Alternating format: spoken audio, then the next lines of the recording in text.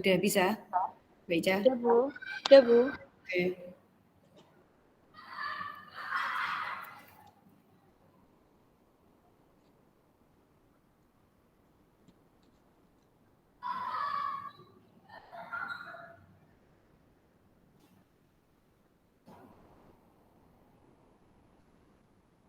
Bisa dimulai, Mbak Ica, ada apa-apa? Ya. Susunan acara diseminasi disiplin positif. Bismillahirrahmanirrahim. Assalamualaikum warahmatullahi wabarakatuh. Waalaikumsalam warahmatullahi wabarakatuh. Selamat pagi, Bapak Ibu Guru yang sangat hebat. Kepada yang terhormat, Bapak Ibu Guru yang hebat yang berbahagia. Pertama-tama marilah kita panjatkan puji syukur kepada Tuhan Yang Maha Esa atas limpahan rahmat, taufik, hidayah, serta inayah kepada kita semua. Sehingga pada hari ini kita semua dapat bertatap maya dalam acara menyebarkan pemahaman mengenai disiplin positif di lingkungan sekolah. Shalawat serta salam selalu kita curahkan kepada junjungan Nabi besar Muhammad SAW yang kita tunggu syafaatnya di yaumul akhir. Amin. Selanjutnya, saya di sini sebagai pembawa acara akan membacakan susunan acara pada hari ini. Adapun susunan acaranya adalah 1. Pembukaan, 2. Menyanyikan lagu Indonesia Raya dan Mars Jepara, 3. Sambutan, 4. Presentasi menyebarkan pemahaman mengenai disiplin positif di lingkungan sekolah, 5. Tanya jawab, 6. Penutup. 1. Acara yang pertama yaitu pembukaan. Marilah kita buka acara pagi ini dengan bacaan Bismillahirrahmanirrahim. Bagi yang beragama Islam, bagi yang beragama lain dapat menyelesaikan. Bagi yang beragama Islam, mari saya hantarkan Bismillahirrahmanirrahim. Bismillahirrahmanirrahim. Menginjak acara yang kedua yaitu menyanyikan lagu Indonesia Raya dan Mars Jepara. Oke, Mbak, ini saya playkan dulu.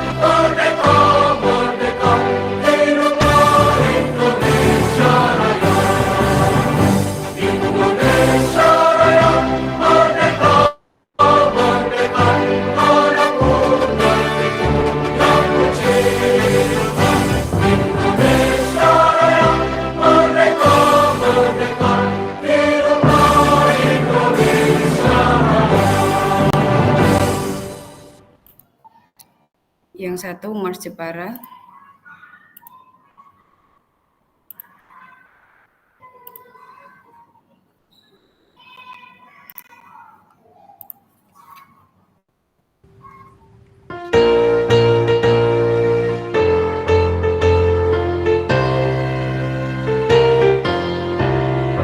Jepara bumi kartini kita berkembang di seluruh dunia.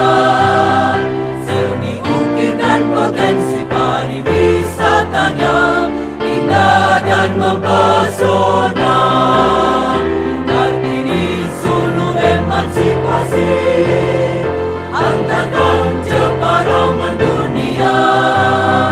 Putri asli Jepara pantang mundur langkahnya dalam raih citanya. Jepara bumi Kartini kita, mari kita membangun bersama, berkarya untuk maju berselokan mulia, terus karya dari bumi. Mari tingkatkan karya karsamu, jadikan Jepara terus maju. Wujud nyatakan pengabdianmu, jayalah Jeparaku. Mari bersama bergandeng tangan, kita bersatu bangun negeri. Satukan langkah, bersatu padu, jayalah Jeparaku.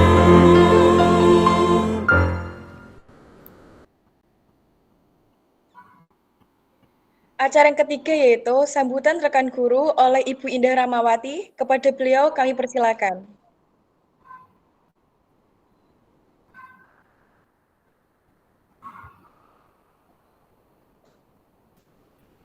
Ibu Indah.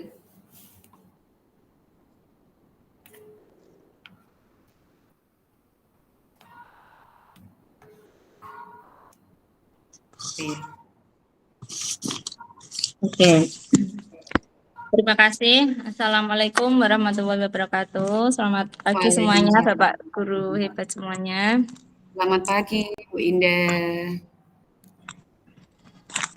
Terima kasih atas kesempatan yang diberikan kepada saya. Saya di sini ingin menyampaikan tentang disiplin. Kata disiplin mungkin seringkali kita dengar dan tentunya kita sebagai guru tetap menerapkan ilmu disiplin kepada murid-murid kita. Disiplin merupakan perasaan taat dan patuh terhadap nilai-nilai yang dipercaya merupakan tanggung jawabnya. Sebuah disiplin positif adalah cara menerapkan sikap disiplin yang bertujuan untuk menumbuhkan kesadaran serta memberdayakan anak mandiri melakukan sesuatu tanpa iming-iming hadiah, hukuman, sogokan, maupun ancaman. Disiplin sangat penting untuk diajarkan dan dibiasakan pada anak sejak dini setiap hari. Sebab disiplin akan membentuk karakter positif anak agar kelak ia mampu menentukan sendiri mana tindakan yang harus dilakukan dan mana tindakan yang sebaiknya dihindari dalam kehidupannya sehari-hari. Pembelajaran berbasis pengalaman. Disiplin positif melibatkan pembelajaran berbasis pengalaman, di mana murid diberikan kesempatan untuk mengalami dan memahami konsekuensi dari tindakan yang mereka lakukan. Konsep disiplin positif mengedepankan keterlibatan aktif antara guru dan murid. Guru bahkan bukan hanya sebagai otoritas yang memberlakukan aturan, tetapi juga sebagai fasilitator yang terlibat dalam membantu murid memahami dan menaati aturan dengan pemahaman yang baik. Pendekatan ini bertujuan untuk menciptakan lingkungan yang mendukung perkembangan positif anak, sehingga anak dapat belajar dari kesalahan mereka dan tumbuh menjadi orang dewasa yang bertanggung jawab dan berempati. Disiplin positif juga mengajarkan anak bertanggung jawab, tertib, serta rasa hormat dalam berinteraksi dengan lingkungannya. Kedisiplinan murid dalam belajar sangatlah penting. Oleh karena itu, adanya sikap disiplin yang tertanam pada diri siswa mempunyai tujuan agar dapat menjaga hal-hal yang menghambat dan mengganggu ketentraman proses belajar mengajar.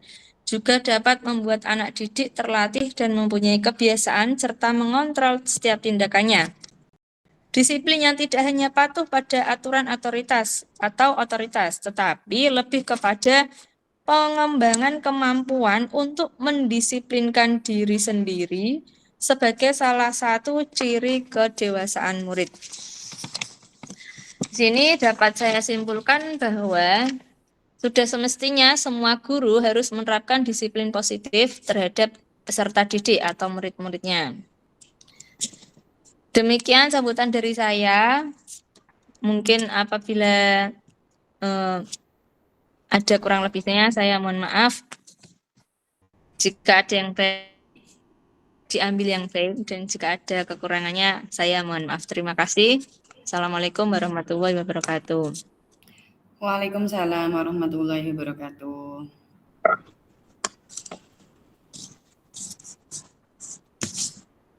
Mbak Ica masih mute suaranya? Masih mute? Udah, Bu. Sambung. Terima kasih atas sambutan yang diberikan oleh Ibu Indah Rahmawati yang sangat bagus dan memberikan masukan kepada kita semua sebagai seorang guru. Sama-sama. Acara selanjutnya, terima kasih Winda. Acara selanjutnya yaitu Sama-sama. pemaparan materi mengenai penyebaran pemahaman disiplin positif di lingkungan sekolah oleh Ibu Lili Rahmawati.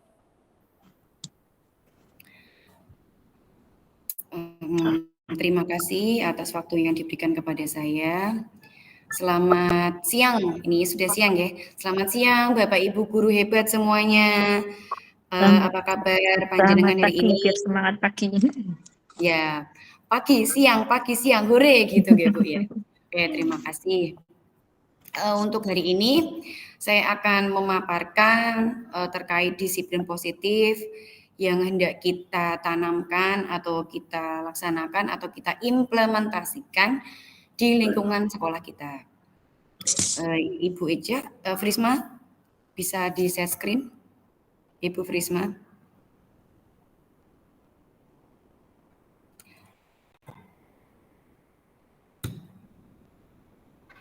Oke. Diseminasi aksi nyata modul 1.4 budaya positif. Berikutnya. Selamat datang dan selamat bergabung Bapak Ibu guru hebat. Mari belajar bersama, berkolaborasi, dan saling memberi masukan demi mewujudkan budaya positif pada anak didik kita tercinta. Konsep utama budaya positif. Ada beberapa konsep, yaitu 1. Perubahan paradigma belajar, disiplin positif, kebutuhan dasar manusia, motivasi perilaku manusia, posisi kontrol, keyakinan kelas, dan yang terakhir ada segitiga restitusi. Yang pertama, pembelajaran dengan paradigma baru. Pembelajaran dengan paradigma baru dirancang berdasarkan prinsip pembelajaran yang terdiferensiasi, sehingga setiap siswa belajar sesuai dengan kebutuhan dari tahap perkembangannya untuk mewujudkan profil pelajar Pancasila. Ada 6 dimensi dalam profil pelajar Pancasila, yaitu 1. Beriman, bertakwa kepada Tuhan Yang Maha Esa, dan berakhlak mulia. Yang kedua, berkebinekaan global. Yang ketiga, gotong royong. Keempat, kreatif. 5, bernalar kritis. Dan yang terakhir ada mandiri. Untuk disiplin positif. Dalam budaya kita, suatu kata disiplin maknanya yaitu sesuatu yang dilakukan seseorang pada orang lain untuk mendapatkan kebutuhan. Kita cenderung menghubungkan kata disiplin dengan kata ketidaknyamanan. Sebagai pendidik, tujuan kita adalah menciptakan anak-anak yang memiliki disiplin diri, sehingga mereka bisa berperilaku dengan mengacu pada nilai-nilai kebajikan universal dan memiliki motivasi intrinsik atau motivasi dalam dirinya. Dan yang ketiga, disiplin positif itu merupakan salah satu cara penerapan disiplin yang bertujuan untuk menumbuhkan kesadaran serta memberdayakan anak untuk melakukan sesuatu tanpa imbalan, ancaman, ataupun hukuman. Stop dulu Mbak Frisman. Kita sudah tahu ya kata disiplin. Kata disiplin itu sering kita dengar berulang-ulang kali yang dipakai dalam aturan, dalam sekolah, dalam di rumah maupun di lingkungan yang lain. Nah, saya meminta Bapak Ibu untuk menuliskan di kolom chat apa itu makna dari disiplin sendiri. Mungkin satu kata atau dua kata gitu boleh. Atau boleh diucapkan secara lisan dengan raise hand dulu boleh. Apa makna dari kata disiplin? Apa Bapak Ibu? Mungkin bisa menuliskan di kolom chat makna kata disiplin.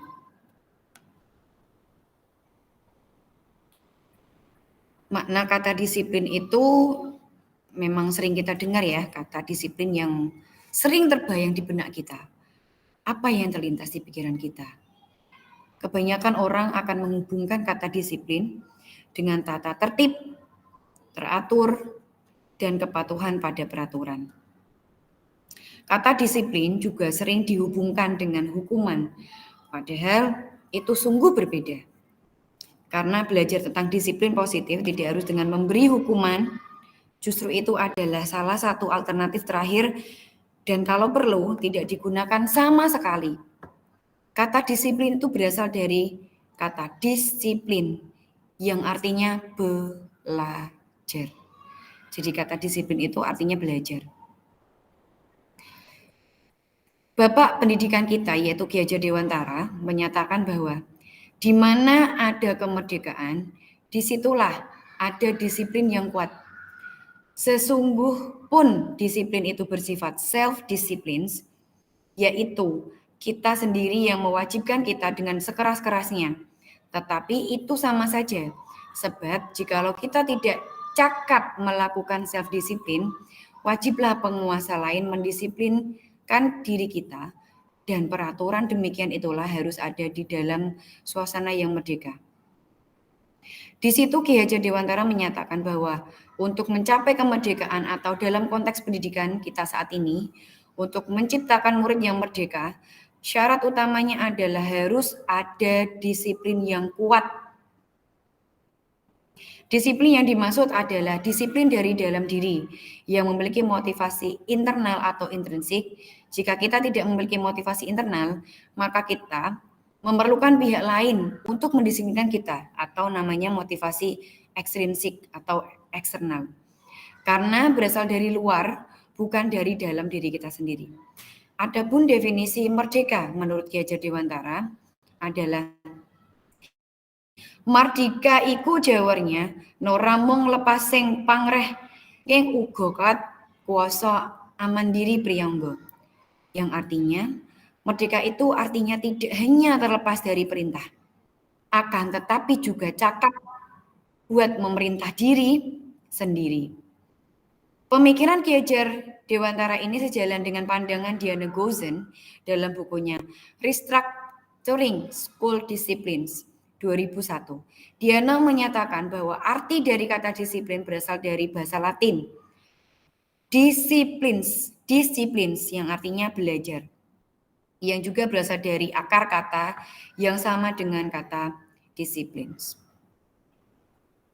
Bisa scroll ke bawah Mbak Prisma? Nah, itu tadi ada sedikit deskripsi dari disiplin ya. Berikutnya ada kebutuhan dasar manusia. Ada 5. Yang pertama, bertahan hidup. Yang kedua, rasa kasih sayang dan rasa diterima. Ketiga, penguasaan. 4, kebebasan. Dan 5, ada kesenangan. Motivasi perilaku manusia. Motivasi merupakan suatu dorongan yang timbul pada diri seseorang secara sadar atau tidak sadar untuk melakukan suatu tindakan dengan tujuan tertentu. Ada 3, yaitu menghindari ketidaknyamanan dan hukuman. Murid melakukan disiplin diri karena dia takut dihukum. Ini merupakan motivasi ekstrinsik. Jadi murid itu akan melakukan kedisiplinan, taat aturan, itu karena suatu case, karena dia beralasan bahwa saya nanti dihukum kalau tidak melakukan ini. Saya nanti mendapatkan sanksi apabila saya tidak melakukan disiplin dan sebagainya.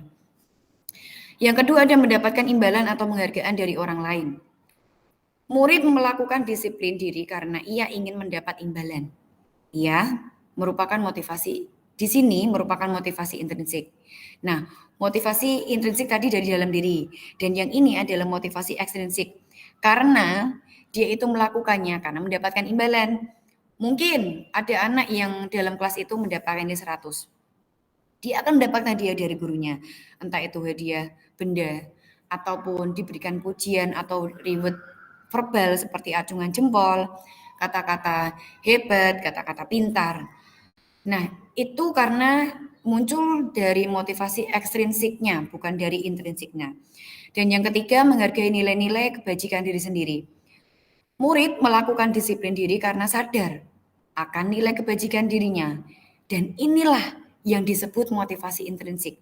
Motivasi yang timbul dari dirinya sendiri. Bukan karena apa-apa, bukan karena nanti takut dihukum, ataupun bukan karena mendapatkan imbalan, karena memang muncul dan sadar dari dirinya sendiri.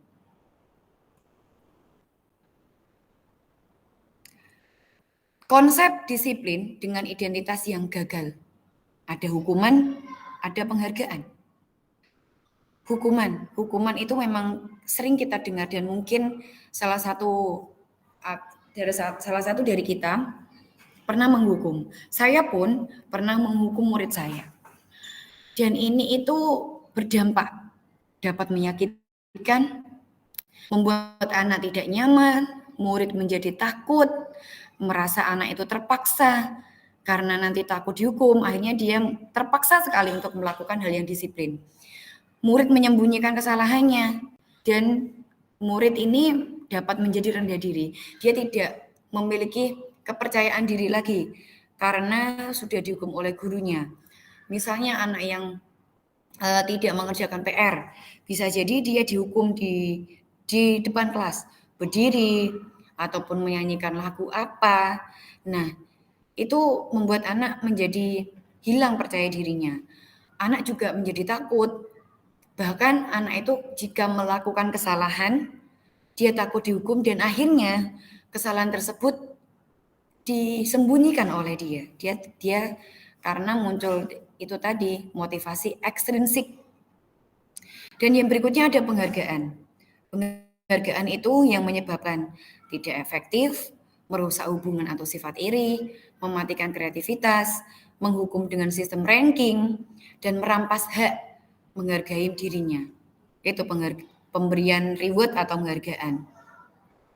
Menimbulkan rasa iri tadi ya, seperti yang saya contohkan tadi, misalnya ada di kelas itu ada anak yang pintar dan ada anak yang kurang pintar, itu menimbulkan kecenderungan atau kecemburuan sosial. Berikutnya, konsep disiplin dengan identitas sukses. Ada konsekuensi dan restitusi. Kita breakdown dua problem ini ya. Konsekuensi itu apa, restitusi itu bagaimana. Kalau konsekuensi, itu penguatan dalam jangka pendek. Sifatnya bukan jangka panjang, namun jangka pendek. Dan perlu monitoring berkelanjutan. Terus diingatkan, terus ditinjau, dimonitoring yang berkelanjutan. Karena tadi jangkanya pendek. Diberikan stimulus dan respon. Dan murid menghormati peraturan. Kehilangan waktu untuk merenungi kesalahan. Sedangkan restitusi, murid bertanggung jawab untuk perilakunya. Fokus pada pemecahan masalah, bisa dalam jangka yang panjang. Murid menghormati dirinya dan orang lain. Teori kontrol, dirinya memegang sebuah kontrol. Murid bersemangat memperbaiki kesalahan. Beda sekali dengan konsekuensi tadi. Ya, untuk selanjutnya lagi. Nah, ini adalah restitusi. Konsep disiplin, pendekatan restitusi merupakan sebuah cara menanamkan disiplin positif pada murid. Pengertian restitusi sendiri yaitu proses menciptakan kondisi bagi murid untuk memperbaiki kesalahan mereka, sehingga mereka bisa kembali pada kelompok mereka dengan karakter yang lebih kuat. Dari Gozen 2004.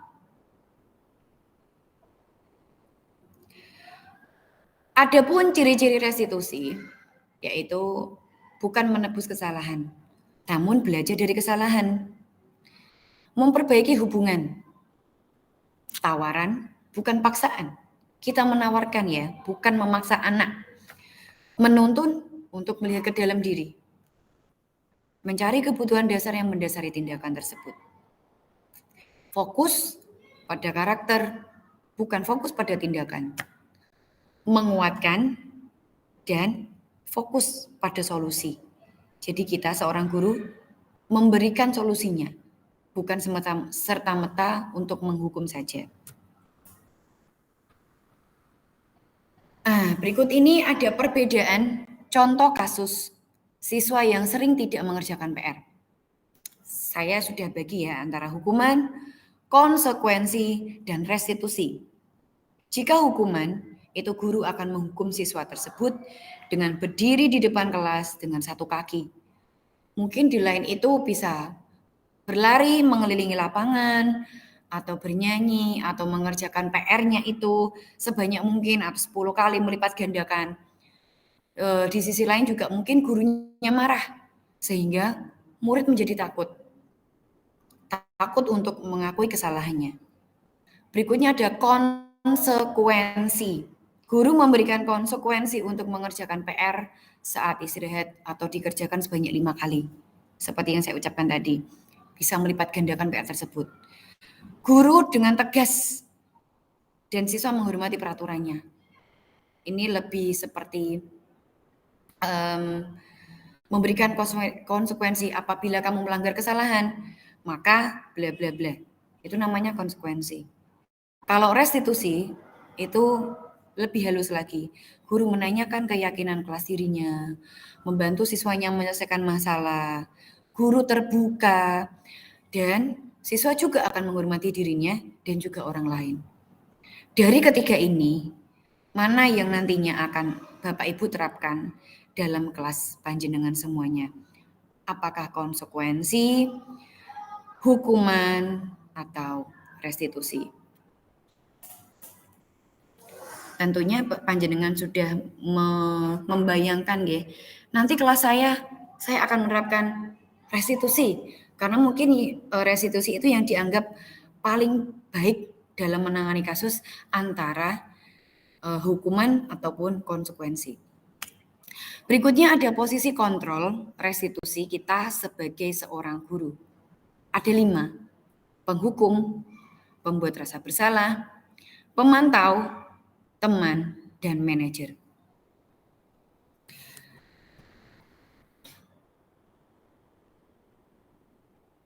Berikut ada 5 posisi kontrol seorang guru. Sebagai penghukum, yaitu menghakimi, menunjuk-nunjuk, menyakiti, menyindir. Kalau kamu tidak melakukannya, awas ya. Nah, seperti itu. Memberontak, menyalahkan orang lain, berbohong, murid meletakkan guru di luar dunia berkualitas. Biarkan saja. Nanti juga bu guru marah-marahnya reda. Nah, itu. Dan yang kedua ada pembuat orang merasa bersalah. Ini guru melakukan ceramah, mengatakan seharusnya kamu titik-titik, ibu kecewa dengan kamu. Terus seperti ini, ibu guru lelah, ibu guru stres. Seperti itu sebagai membuat orang itu atau anak itu merasa bersalah. Kalau kita guru sebagai teman, yaitu membuat alasan-alasan untuk muridnya. Ayolah, lakukan demi bu guru. Atau mungkin masa depan kamu bagaimana? Ingat, ibu pernah bantu apa? Itu kalau kita sebagai teman. Kalau sebagai pemantau, apa peraturannya, heyo? Kemudian menyesuaikan diri apabila diawasi seperti apa. Dan ini berapa banyak bintang yang saya harus peroleh, berapa halaman yang harus saya tulis. Kalau kita sebagai manajer, guru itu lebih mengajukan pertanyaan-pertanyaan. Apa yang kita yakini? Apa yang bisa kamu kerjakan untuk memperbaiki masalah ini? Lebih ke menguatkan secara pribadi, murid meletakkan dirinya sebagai individu dalam dunia berkualitas. Bagaimana caranya saya bisa memperbaiki keadaan? Mengevaluasi diri, bagaimana cara memperbaiki diri. Seperti itu. Itu adalah kelima, posisi kontrol restitusi kita sebagai guru. Nah, pasti kita sudah membayangkan kita hendaknya menjadi yang apa? Apakah penghukum, pembuat orang bersalah, teman, pemantau, atau manajer. Seperti itu. Dan yang tentunya yang top up atau yang paling baik kita pilih sebagai guru itu sebagai manajer. Kita menanyakan dulu kesalahan, bukan semata-mata menghakimi, tapi lebih menanyakan alasan. Lebih menstabilkan dulu, setiap orang punya masalah, setiap orang pernah melakukan kesalahan. Dan kemudian guru sebagai manajer itu memberikan solusi, tidak hanya menyalahkan saja. Seperti itu. Berikutnya ada kegiatan membuat keyakinan kelas. Ada 3 langkah dalam membuat keyakinan kelas. 1, merumuskan peraturan menjadi keyakinan kelas. 2, diskusi. Dan ketiga, menempelkan. Nah, Bapak Ibu sudah membuat keyakinan kelas belum di dalam kelas panjenengan semuanya? Membuat kesepakatan. Nah, itu juga ada langkah-langkahnya. Ada beberapa langkah yang harus kita lakukan dalam membuat suatu kesepakatan atau keyakinan kelas. Yang pertama itu merumuskan peraturan menjadi sebuah keyakinan. Dan yang kedua, diskusi tentang peraturan tersebut. Dalam hal ini, kita itu melibatkan seluruh siswa kelas kita. Diajak berdiskusi, diajak bermusyawarah. Kesepakatan apa yang hendaknya kita cantumkan? Kesepakatan apa yang hendaknya kita sepakati? Keyakinan kelas apa yang hendaknya kita patuhi dan nantinya akan kita lakukan dengan penuh tanggung jawab dalam kelas saat ini. Kemudian setelah kesepakatan kelas itu diyakini atau sudah dibuat peraturan dan disepakati oleh murid-murid beserta gurunya, kemudian kita menempelkan kesepakatan kelas itu atau keyakinan kelas itu di dinding untuk anak itu sebagai pengingat. Oh, kemarin, ini saat awal pembelajaran saya atau kami dan Bu Guru atau Pak Guru membuat kesepakatan kelas yang nantinya akan kita taati, yang nantinya akan kita lakukan dengan penuh tanggung jawab selama kita berada di kelas ini. Seperti itu. Lanjut lagi.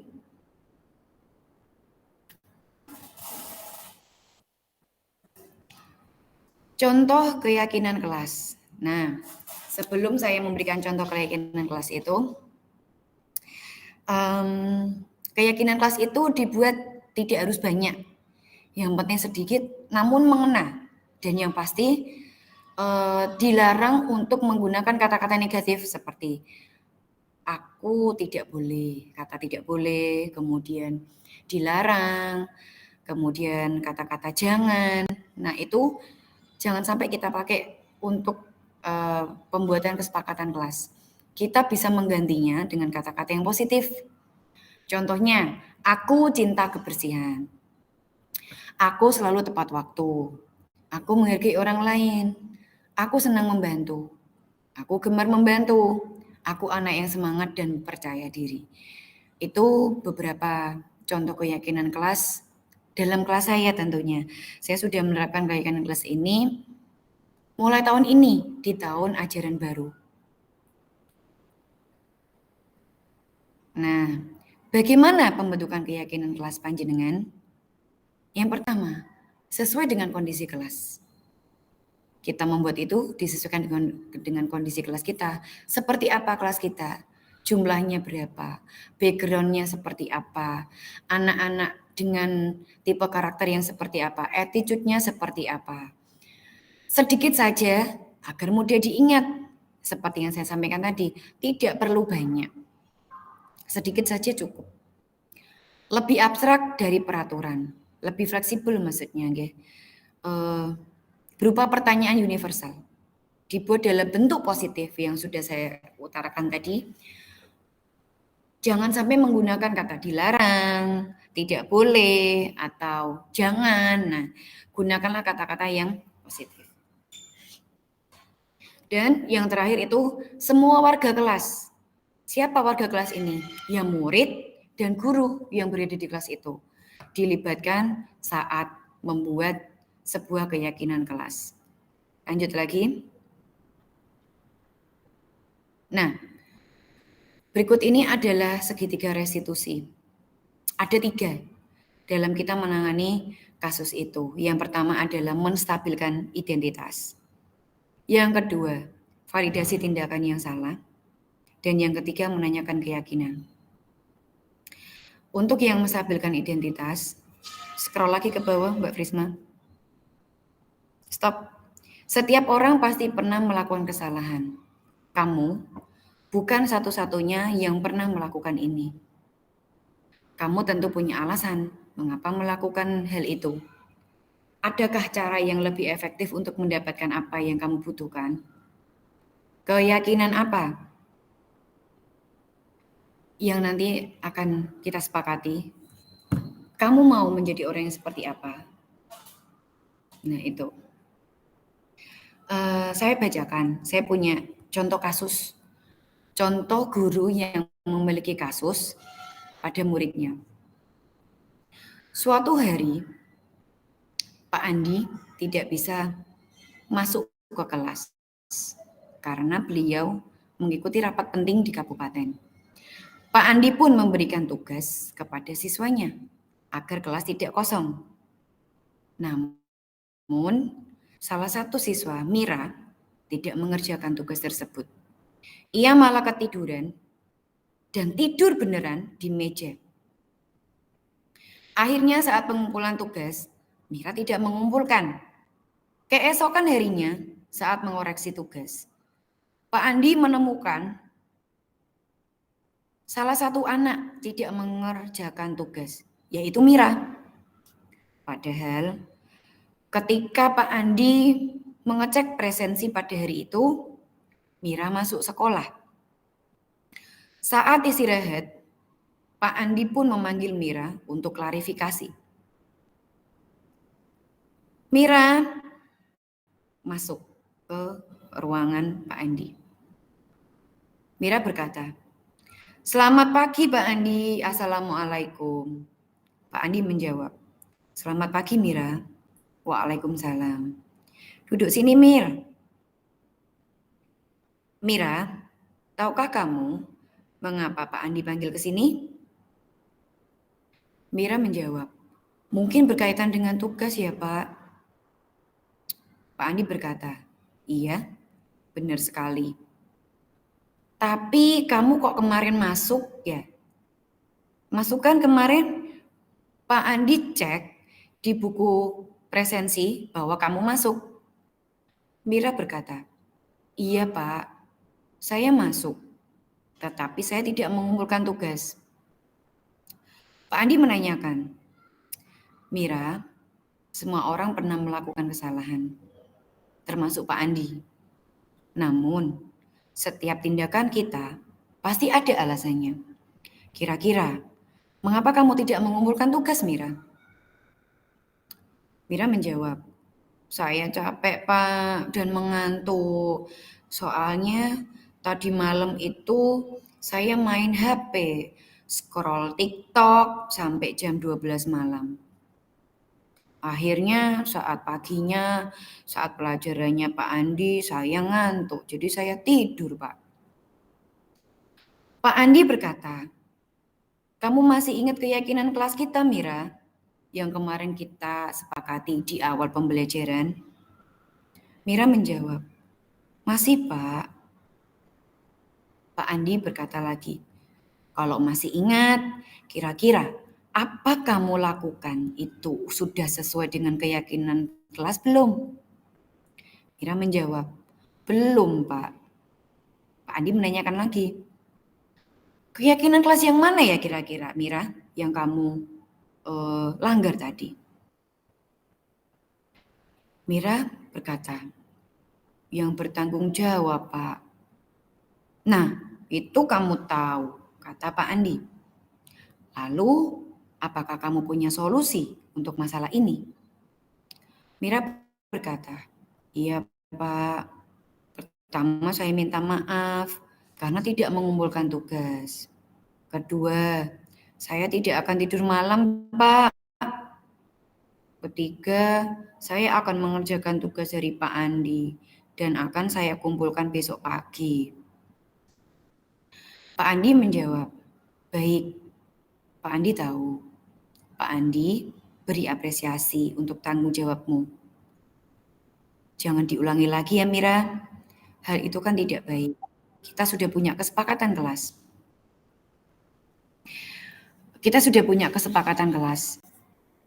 Dan kamu boleh kembali istirahat, kembali ke kelas kamu. Dan Mira berkata, terima kasih Pak Andi, permisi. Nah Bapak Ibu, itu adalah contoh dari penerapan segitiga restitusi kepada kasusnya Pak Andi tadi dan Mira. Dan kita tahu bahwa guru itu memang tidak boleh dan jangan sampai kita menghukum murid. Kita bisa menggunakan segitiga restitusi tersebut untuk menangani masalah murid. Seperti itu. Berikutnya lagi, yaitu sudah ini nggih. Terima kasih atas waktu yang diberikan kepada saya. Saya stop sharing dulu. Mbak Prisma, bisa di stop dulu, stop share.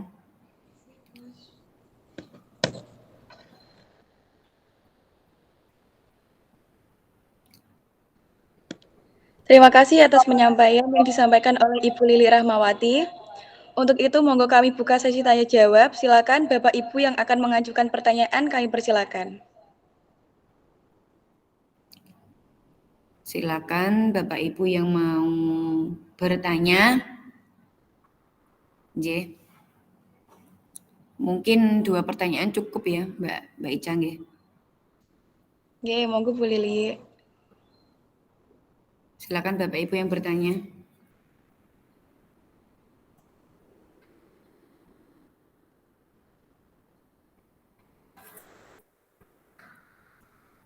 Pak Umar tadi kayaknya mau bertanya.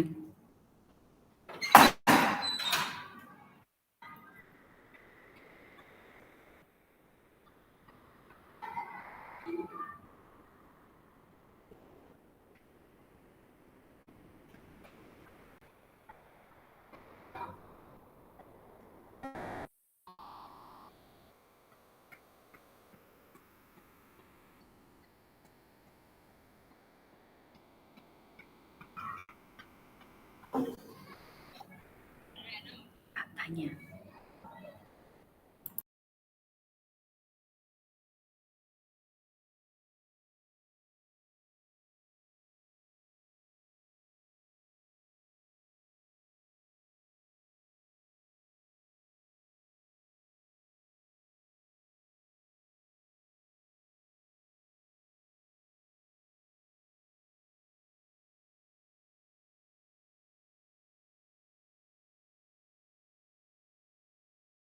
Oh iya Bu Indah, masih mute Bu Indah, silakan.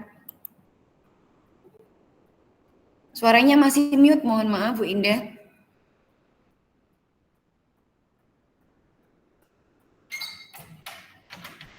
Bu Indah suaranya masih mute. Oh iya. Terima kasih kesempatannya Bu Lili. Saya ingin menanyakan, bagaimana cara mengontrol emosi kita yang namanya juga manusia nggak bisa stabil terus gitu. Gimana Oke. cara mengontrolnya gitu? Oke, terima kasih. Pertanyaan yang sangat bagus nih. Memang tak lepas dari itu guys, setiap manusia itu pasti punya emosi dan setiap bisa atau mampu mengontrol emosinya masing-masing. Emosi itu erat kaitannya dengan definisi negatif dan hampir semua dari kita pernah merasakannya, termasuk guru. Tapi memiliki emosi negatif itu bukan alasan untuk kita bisa menunjukkannya secara apa adanya. Emosi negatif ternyata bisa diubah ke dalam bentuk positif. mudah marah, tersinggung saat mengajar, bukanlah tindakan yang baik dan bukan solusi untuk mengatasi hal-hal yang terjadi selama kegiatan belajar mengajar. Guru yang emosi tidak lantas bisa membalikkan keadaan kelas menjadi kondusif, namun bisa jadi memperparahnya. Hal pertama yang bisa kita lakukan adalah menepi dulu, memberi waktu untuk diri beristirahat sejenak. Kita bisa menarik nafas perlahan dan memberikan ruang bagi diri kita untuk memperlambat respon yang akan terjadi akibat suatu hal yang bisa memicu emosi kita. Kita harus sadar penuh atas apa yang sedang kita rasakan. Kalau kita sudah sadar, akan lebih mudah pula kita untuk mengendalikannya. Setelah menyadarinya, kita bisa mengubah energi yang tadinya negatif menjadi energi yang lebih positif. Sebab menolak emosi yang ada justru bisa membuat kita semakin sulit untuk mengendalikan diri kita sendiri. Begitu jawabannya Bu Indah. Ya, terima kasih Bu Lili atas penjelasannya, sangat membantu Ya. sekali. Sama-sama. Ada yang mau bertanya lagi?